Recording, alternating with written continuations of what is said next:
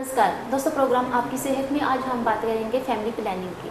दोस्तों, माँ बनना एक सुखद एहसास होता है जो कि नेचुरल प्रोसेस है, लेकिन आज के बदले हुए लाइफस्टाइल के चलते इस पर भी ग्रहण लग चुका है। बहुत सारे लोग ऐसे हैं जो कि इनफर्टिलिटी का शिकार हैं। क्या क्या ऑप्शन होती है उनके पास, जानेंगे डॉक्टर सुरेखा ठाकुर जी से।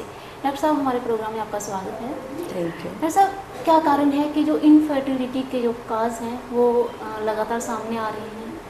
आप अपनी प्रैक्टिस में क्या देखते हैं, क्या कारण मानते हैं? आजकल इनफर्टिलिटी के केसेस हमारे पास बहुत बढ़ रहे हैं। आप देख सकते हैं कि पहले जितने केसेस थे बहुत नेचुरली कंसीव करते थे, बट आजकल बहुत सारे कपल्स को ट्रीटमेट की ज़रूरत पड़ रही है, चाहे वो बेसिक ट्रीटमेंट हो या किसी भी फॉर्म में हो। उसका कॉजेज़ बहुत सारे हो सकते हैं। एक तो यही हो सकता है कि हमारा जो डिले इन मैरिज हो रहा है, लाइक अब एज ऑफ मैरिज, वो क्योंकि आप सब लोग एजुकेशन में बिजी हैं, अपना ऑक्यूपेशन में बिजी हैं, प्रोफेशन बनाने में बिजी है, तो थोड़ा डिले इन मैरिज है, तो लेट मैरिजेस एक वन ऑफ द कॉजेज़ हो सकते हैं।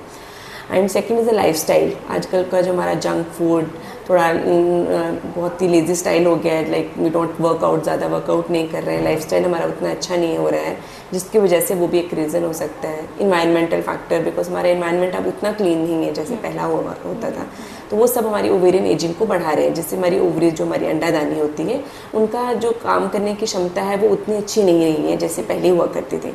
तो इन सब फैक्टर्स को लेके कुछ केसेस में फैमिलियल हिस्ट्री भी हो सकती है। तो ये बहुत सारे फैक्टर्स होते हैं जो हमें कंसीव करने में प्रॉब्लम कर रहे हैं, और आज डे बाई डे इसके केसेस जो है बढ़ते जा रहे हैं। जी मैम, जैसे आपने बताया कि डे बाई डे इसके केसेस जो हैं वो बढ़ते जा रहे हैं। जो बाहर हम भीड़ देख रहे हैं वो जाहिर है कि लोगों में से वो समस्या है।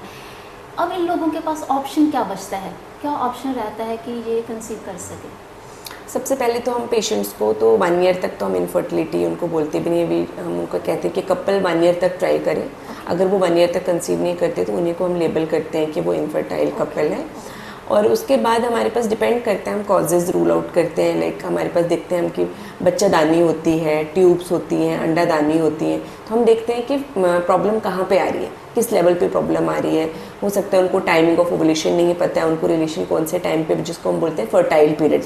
तो जनरली क्या पेशेंट कपल्स को ये चीज़ पता है या नहीं पता है, तो बेसिक भी हम जानते हैं कि कारण क्या है, उसके अकॉर्डिंगली ट्रीट किया जाएगा। आइडियल टाइमिंग क्या होती है फर्टाइलिटी?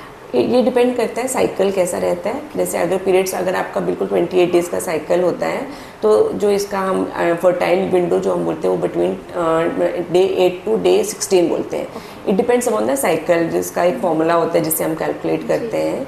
उसके अकॉर्डिंगली हम कैलकुलेट करके कपल को बता देते हैं कि ये आपका फर्टाइल विंडो है जिसमें आपको मैक्सिमम ट्राई करना है, बिकॉज इसी में उनका ओवुलेशन फॉल करेगा, और जिसमें प्रेगनेंसी के सबसे ज़्यादा चांसेस होते हैं। ऐसा नहीं है कि through out the cycle conception के चांसेस होते हैं, जैसे पर्टिकुलर टाइम वही ओवुलेशन के अराउंड ही एक कपल कंसीव कर सकते हैं। तो मैम, कहीं ना कहीं आप उन्हें काउंसलिंग करती हैं कि किस प्रकार से आप वेट करेंगे? बिल्कुल बिल्कुल। पहले हम बेसिक से चलते हैं कि नेचुरल कैसे हो सकता है। उनको पहले पेशेंट से, कपल से जानते हैं उनका लाइफस्टाइल क्या है, स्मोकर है, नॉन स्मोकर है, कोई और चीज़ तो नहीं है, कोई रेडिएशन एक्सपोजर तो नहीं है, हीट एक्सपोजर तो नहीं। बेसिकली हम उनका ये सारा चीज़ें इवेलुएट करते हैं, राइट फ्रॉम द उनका लाइफस्टाइल से लेके देन फिर इन्वेस्टिगेशन पे जाते हैं, जिसमें हम देखते हैं उनकी अंडादानी की क्षमता कैसी है, ट्यूब्स कैसी हैं, बंद तो नहीं है ट्यूब्स, उनकी जो बच्चादानी है उसमें कोई फाइब्रॉइड रसोली हो सकती है, या कोई पॉलिप हो सकता है, या कोई कंजेनाइटल, कोई जेनेटिकली कोई यूट्रस में भी, बच्चादानी में भी कोई प्रॉब्लम हो सकती है। तो ये सारे हम कारण पहले रूल आउट करते हैं, फिर उसके अकॉर्डिंगली स्पेसिफिकली ट्रीटमेंट देते हैं। बट ये 10% ऑफ द कपल हमारे पास ऐसे भी जिनमें कोई कारण नहीं होता है, स्टिल उन्हें इनफर्टिलिटी होती है, जिसको हम अनएक्सप्लेन्ड इनफर्टिलिटी बोलते हैं। उन्हें भी ट्रीट कैसे किया? उन्हें भी पहले हमें वही नेचुरल साइकिल में देख के, जब नहीं होता है हमारे पास, फिर हमारे पास डिफरेंट ऑप्शंस होते हैं। लाइक हम ओवुलेशन इंडक्शन बोलते हैं, जिसमें हम अंडा बनने की दे रहे हैं क्षमता। अब इन सब का सक्सेस रेट थोड़ा डिफरेंट रहेगा, but we start from the basic. पहले अंडा बनने की क्षमता को, मतलब अंडा बनाने की दवाइयाँ दी जाएंगी, उससे नहीं हो रहा है तो नेक्स्ट ऑप्शन हमारे पास IUI होता है, इंट्रायूट्राइन इंसेमिनेशन बोलते हैं जिसमें। And third is the IVF। जब हमें लगा कि अब सब कुछ कर लिया हमने, नहीं हो रहा है, हमने मेडिकली भी ट्राई कर लिया, तो third and the last option is IVF recommend कर दी जाती है। मैम, अक्सर जब इनफर्टिलिटी का जो मामला सामने आता है, जो एक इमोशनल जुड़ा हुआ मसला है, अक्सर महिलाओं को दोष दिया जाता है, क्या मेल्स में भी इनफर्टिलिटी के आप केस देखते हैं अपनी फैमिली बिल्कुल, डेफिनेटली अगर हमारे पास कपल आता है तो हम दोनों का इवैल्यूएशन करते हैं। अगर 30-40% रीज़न फीमेल होती है, 30-40% रीज़न मेल होते हैं, एंड 30-40 टाइम जो है वो कंबाइंड फैक्टर होता है। तो हम दोनों का इवैल्यूएशन करते हैं। मैनी टाइम्स हमारे पास हस्बैंड मतलब मेल्स का ही रीज़न हो सकता है, तो ऐसा नहीं है कि महिला को दोषी देना है इस चीज़ के लिए। इसमें कोई भी रिस्पॉन्सिबल हो सकता है, कंबाइंड फैक्टर भी हो सकता है, या फिर हो सकता है कि सिर्फ मेल है या फीमेल है। मेल्स में लीडिंग काज क्या देखते हैं आप?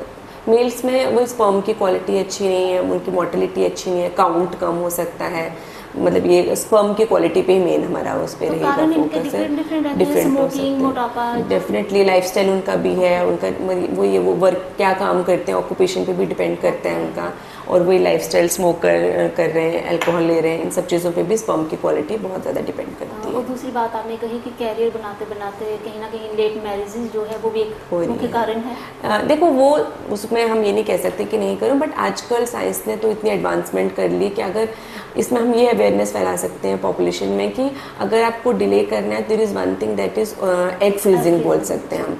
तो अगर आपको लग रहा है कि नहीं, बिकॉज ऑफ एनी रीज़न, चाहे वो कैरियर है, चाहे वो अपना पर्सनल इंटरेस्ट है, कोई भी रीज़न है कि आप डिले कर रहे हैं मैरिजेस में, तो आप स्टिल एक इनफर्टिलिटी स्पेशलिस्ट से मिल सकते हैं, सो दैट वो आपके अंडू पे बात कर सकें एंड वो आपसे डिस्कस कर सकें कि आपका ऑप्शन क्या है। मान लीजिए अभी आपका नहीं है, आप 10 ईयर्स के बाद आप कंसीव करना चाहते हैं, तो आप अपना एग फ्रीज करवा सकते हैं। टेक्नोलॉजी जो है जो उन्हें हेल्पफुल कर सकती है। बिल्कुल जी।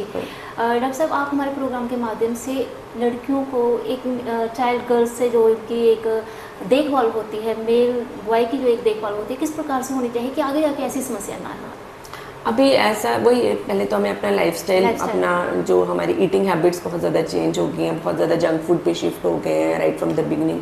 तो पहले तो इन सब लाइफस्टाइल को चेंजेस को हमें वो करना है, एक्सरसाइजेस पे ध्यान देना है, हेल्दी। बाकी कुछ चीज़ें तो इन्वायरमेंटल चेंजेस को शायद हम बहुत ज़्यादा चेंज नहीं कर पाएंगे, बिकॉज जो इन्वायरमेंट में इस टाइम पे इतना ज़्यादा ग्लोबल वार्मिंग के कारण जो इफेक्ट्स आ रहे हैं वो तो रीज़न है जो कि इनफर्टिलिटी का कारण बन जाती है। डॉक्टर साहब, एक मैसेज हमारे प्रोग्राम के माध्यम से जो इस समस्या से पीड़ित हैं वो लोग क्या कर सकते हैं? सबसे पहली बात है कि वो ऐसे आशा खोने की ज़रूरत नहीं है। साइंस ने इतनी तरक्की कर ली है कि ऐसा कोई इंसान नहीं है जो प्रेग्नेंट नहीं हो सकता है। रीजंस अलग हो सकते हैं, रास्ते अलग हो सकते हैं, बट जो डेस्टिनी है कि बच्चा चाहिए वो सबको मिल सकता है। होप लूज़ करने की ज़रूरत नहीं, बट हाँ मैं ये कहूँगी कि सही जगह पे ट्रीटमेंट लेने की ज़रूरत है।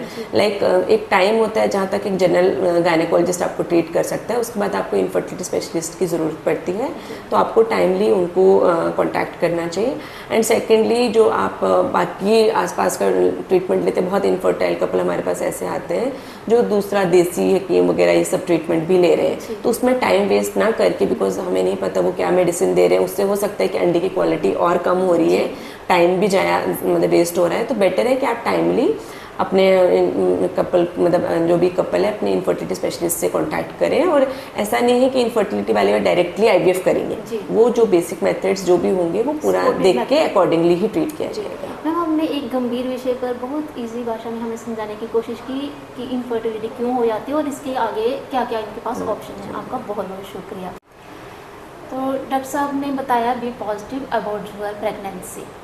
आप अपनी प्रेगनेंसी को लेकर इतने हताश ना हो जाएं। अगर कंसीव नहीं होता है तो बहुत सारे ऑप्शंस पड़े हैं। आईवीएफ की हम बात करेंगे नेक्स्ट एपिसोड में डॉक्टर रवीना सिंह जी से। इस प्रोग्राम में इतना ही, अगले अंक में फिर हाजिर होंगे किसी